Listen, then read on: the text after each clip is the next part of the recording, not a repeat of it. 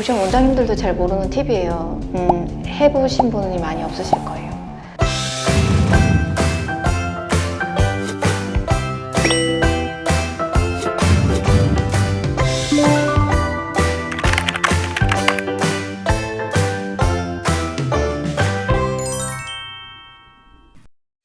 안녕하세요. 직장 퇴직 후 고시원 창업으로 월 수익 1000만 원 이상 달성한 힘든 호빵 한미경입니다. 반갑습니다.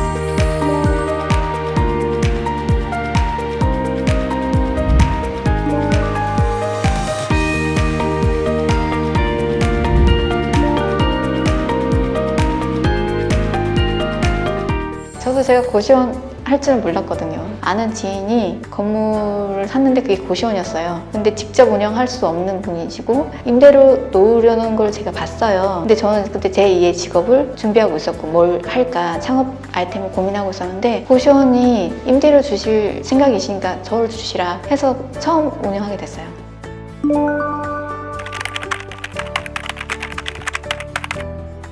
고시원 처음에 창업을 준비하시는 분들은 직장을 다니시는 분들이 투잡으로 준비도 많이 하시고요. 퇴직 후에 창업을 준비하시는 분들도 많으시고요. 집에서 아이들 키우면서 제2의 직업으로 함께 할 수 있는 직업을 찾다 보니까 고시원 창업을 고민하시는 분들이 많으셨어요. 저 같은 경우에도 집에서 아이 키우면서 같이 고시원 운영을 하고 있는데요. 특별한 기술이 필요하지 않아요. 그냥 성실하시면 되고요. 아무래도 입주자분들과 대화도 많이 해야 되고 너무 경직되어 있으신 분? 그런 분은 아니셨으면 좋겠어요. 고시원 같은 경우에 방별로 가격 차이가 다르거든요. 미니룸 같은 경우에는 방 안에 책상하고 의자, 침대 정도 있어요. 그리고 방이 되게 좁습니다. 받을 수 있는 입실료도 저렴한 편이에요. 그것보다 조금 더 나아가서는 샤워룸이 딸려 있는 방도 있거든요. 미니룸에서 샤워할 수 있는 공간 하나 추가된 정도예요. 방 안에 화장실 기능까지 있는 걸 원룸이라고 하거든요. 그리고 입실하시는 분들이 중요하게 생각하는 것 중에 하나가 방 안에 창문이 있는지, 창이 외부로 나와 있는 방을 외창방이라고 해요. 외창방은 선호하시는 분들이 많기 때문에 가격이 좀 비싼 편이고요. 방에 창문이 없는 방은 내창방이라고 하거든요. 창문이 없는 방도 있고 창문이 복도 쪽으로 나와 있는 방이 있기 때문에 그런 방들은 외창방에 비해서 좀 저렴한 편이에요. 예를 들어서 고시원 방이 총 30개라고 했을 때요. 내창방이 20개고 외창방이 10개밖에 안 된다 그러면 입실료를 평균으로 했을 때랑 차이가 좀 나겠죠. 그런 걸 따져서 입실료 계산해서 매출을 알아보는 게 좋고요. 방이 전체가 찼을 때를 기준으로 해서 매출액을 예상하시는 게 아니라 방이 85%에서 90% 정도 보수적으로 찼을 경우에 매출을 계산하시는 게 좋으실 것 같아요. 고시원 같은 경우에는 임대차 계약으로 해서 2년 정도 계약하는 장기 고객이 거의 없거든요. 한 달에서 6개월 정도 잠깐 동안 계시는 분들이 많기 때문에 만실 기준이 아니라 85에서 90% 정도로 해서 보수적으로 매출 예상을 하신 다음에 창업을 고려해 보시는 걸 추천드려요.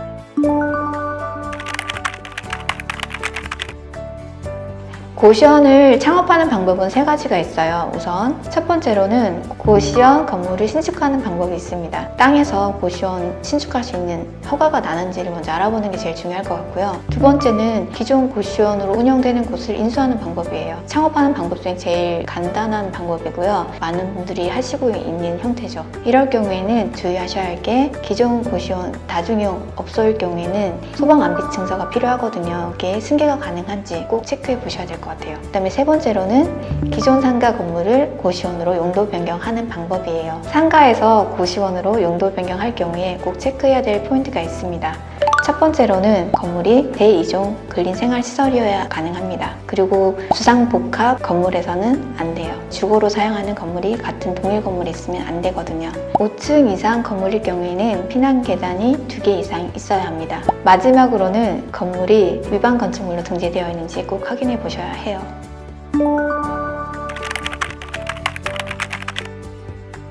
고시원 같은 경우에는 24시간 운영은 되고 있지만 그 24시간 동안 항상 바쁜 건 아니거든요. 저 같은 경우에는 일주일에 한 2-3번 정도 출근하는 것 같아요. 저희 건물을 관리해주는 청소하시는 분이 계시거든요. 청소하거나 그럴 경우에는 그분들이 해주시고요. 방문객들 오시면 이제 그건 전화로 하고 무인으로 할 수 있는 부분은 많이 무인으로 했기 때문에 그렇게 매일매일 출근하진 않아요. 아침에 오픈할 때는 거의 1시간 정도면 다 끝나는 것 같아요. 아침에 와서 시설 상태 점검하는 정도? 청소하는 거죠. 깨끗하게 보여야 되니까. 그리고 주방 안에 비품 채우는 거, 저희가 고시원 같은 경우에는 다른 거랑 다르게 밥을 거의 많이 제공해 드리거든요. 김치랑 밥. 오피스텔이나 원룸이랑 다른 점이에요. 아침 식사들 하셔야 되니까 저희 입실자분들 불편하지 않게 그런 비품 떨어져 있는 것, 그런 거 채우는 작업하고요. 뭐 쓰레기가 있으면 쓰레기통 같은 거 비우는 거 정도 하고, 점심 때도 한번 식사 시간쯤 전에 한번 돌아봐요. 정리정돈하는 작업.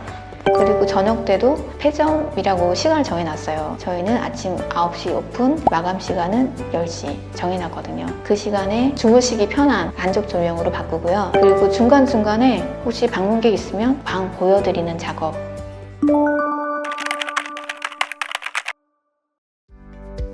네, 고시원 창업할 때도 대출 가능해요. 많은 분들이 고시원 같은 경우에는 방마다 사람들이 전입되어 있어서 대출이 안 되는 거 아니에요? 라고 물어보시던데요. 고시원 같은 경우에는 대출을 취급해 주시는 은행도 찾아보면 있어요. 그리고 거의 50%, 60% 대출 나오는 곳도 많습니다.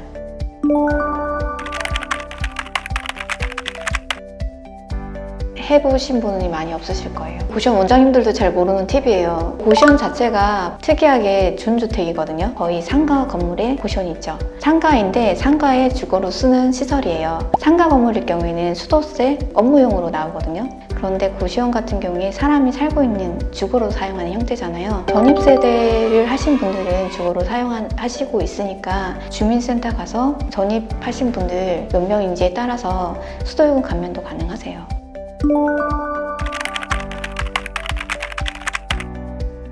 고시원을 계약을 하기 전에 알아보셔야 될 게 있어요. 우선은 중개사분들이 방이 어느 정도 찼다라고 얘기를 하실 거예요. 간혹 원래 정가가 40만 원이었다면 할인을 확 해서 20만 원? 이 정도에서 그냥 다 받으셔서 방을 채운 경우도 있어요. 그러면 나중에 막상 개업을 하려고 했더니 그 방분들은 나가실 때까지 그 20만 원을 받거나 아니면 가격을 올린다 그러면 나가시겠죠. 그러면 갑자기 공실이 많이 생길 수도 있어요. 그 가격에 정확하게 그 분들이 계신지도 중요하고요. 그 주위 고시원에서 얼마를 입실료로 받고 계신지 비교를 한번 해보셔야 돼요. 낮게 책정되어 있는 건 좋죠. 운영상의 문제로 나왔을 수도 있으니까. 근데 너무 과도하게 다른 고시원보다 높게 입실료가 책정이 되어 있다면 그건 한번 의심해 보셔야 될 것 같아요. 지금까지 고시원 창업에 대해서 알려드렸는데요. 제2의 직업을 꿈꾸시거나 창업을 꿈꾸시는 분들께 고시원 창업 추천드립니다. 여러분의 성공 창업을 응원합니다. 감사합니다.